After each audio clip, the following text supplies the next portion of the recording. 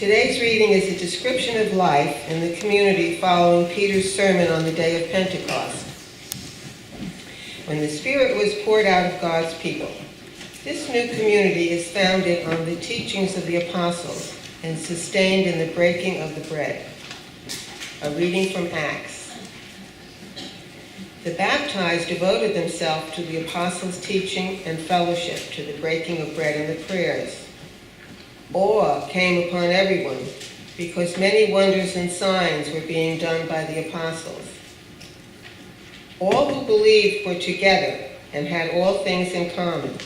They would sell their possessions and goods and distribute the proceeds to all, as any had need.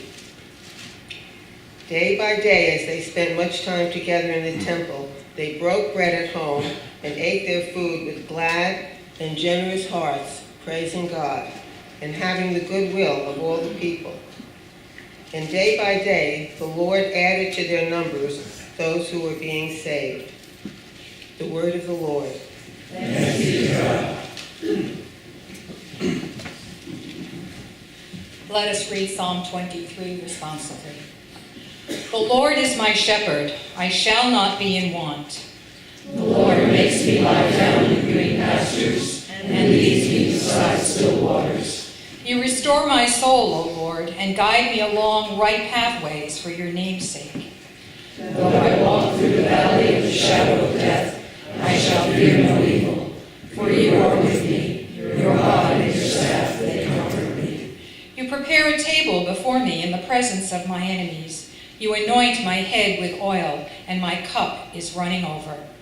Surely goodness and mercy shall follow me all the days of my life, and I will dwell in the house of the Lord forever.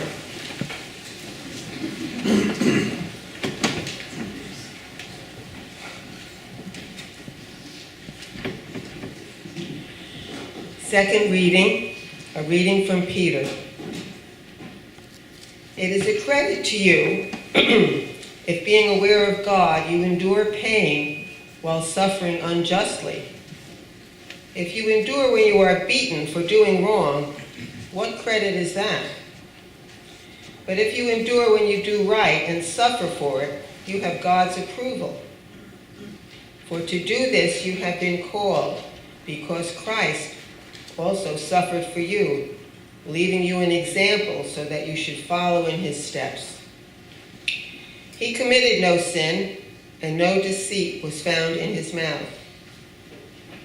When he was abused, he did not return abuse. When he suffered, he did not threaten, but he entrusted himself to the one who judges justly.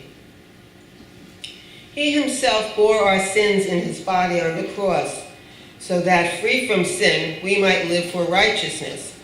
By his wounds you have been healed.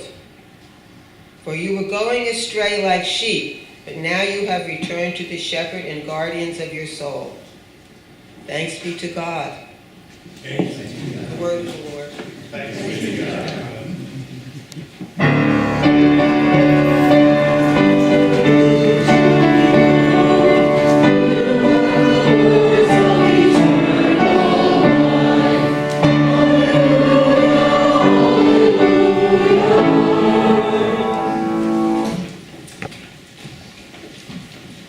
Gospel according to St. John. Jesus said, "Very truly I tell you, anyone who does not enter the sheepfold by the gate, but climbs in by another way is a thief and a bandit. The one who enters by the gate is the shepherd of the sheep. The gatekeeper opens the gate for him, and the sheep hear his voice. He calls his own sheep by name and leads them out. When he has brought out all his own, he goes ahead of them, and the sheep follow him because they know his voice. They will not follow a stranger, but they will run from him because they do not know the voice of strangers." Jesus used this figure of speech with them, but they did not understand what he was saying to them. So again Jesus said to them, "Very truly I tell you, I am the gate for the sheep. All you who came before me are thieves and bandits, but the sheep did not listen to them. I am the gate. Whoever enters by me will be saved and will come in and go out and find pasture. The thief comes only to steal and kill and destroy. I came that they may have life and have it abundantly." the gospel of the Lord. Praise to you, O Christ. Please be seated. Time for our children.